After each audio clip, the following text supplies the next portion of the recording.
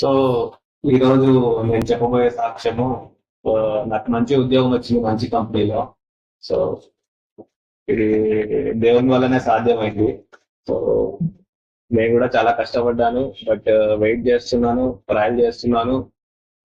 నా bad time ఏంటంటే select అయినా కూడా ప్రాజెక్ట్ హోల్డ్ లోకి వెళ్ళిపోయి, సో నేను మళ్ళీ వెయిట్ చేయడం. సో ఇలా కంటిన్యూగా చేస్తూనే ఉన్నాను.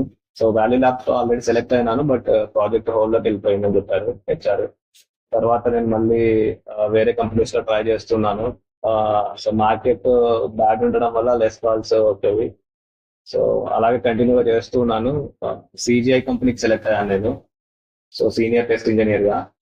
సో ఇది సో దేవుడి వల్లనే సాధ్యమైంది. అందులో మీరు కూడా చాలా మంది ప్రేయర్ చేస్తూ ఉన్నారు. నేను ఒకసారి 3 AM ప్రేయర్ కి కూడా జాయిన్ అవ్వలేదు, కానీ నా వైఫ్ జాయిన్ అయితే నేను ఆ, పక్కనే ఉండి వింటున్నాను. సో అందరూ ప్రతి ఒక్కరు చాలా బాగా ప్రేయర్ చేస్తున్నారు నా గురించి, అందరి గురించి.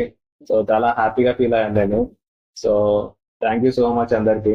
Thank you. పీయూష్ గురించి ఏంటంటే ఆయన ఈ సంఘానికి వచ్చినప్పుడు జాబ్లెస్ కోచ్ అయితే ఆయన గురించి ప్రార్థన చేస్తున్నాం, చాలా ప్రార్థన చేస్తున్నాం. ఒక్కొక్కసారి డల్ అయిపోయేవాడు, ఒకసారి డిసప్పాయింటెడ్ గా కనపడేవాడు. బట్ మేమైతే చెప్పేవాళ్ళం, బాబు మేము అన్ని ఆ స్థితి దాటుకునేంత వరకు వచ్చి, కాబట్టి దేవుడు నీకు కూడా మంచి స్థితి ఇస్తాడని. ఎర్లీ మార్నింగ్ 3 o'clock కి ప్రార్థన జరుగుతుంది ఆన్లైన్ లో. అందులో అందులో గురించి ప్రార్థన చేయడం జరిగింది. తర్వాత మీరు ఇంట్లో ప్రార్థన పెట్టి 1 month కూడా కాలేదు, 1 month కూడా కాలేదు, కృతజ్ఞత కూడికి పెట్టుకున్నా. ఇప్పుడు నేను అన్నా, నీకు జాబ్ రాకుండా కృతజ్ఞత కూడికి మీరు పెట్టుకున్నారంటే ఖచ్చితంగా జాబ్ వచ్చేస్తుంది, ఇది సంభవే అని చెప్పాను. దాటుకుని వచ్చేసింది. కాబట్టి దేవుడు దేవుడికి చేసిన గొప్ప కార్యాన్ని బట్టి దేవునికి సమస్త మహిమ ఘనత ప్రభావం కలుగుని కాక. Thank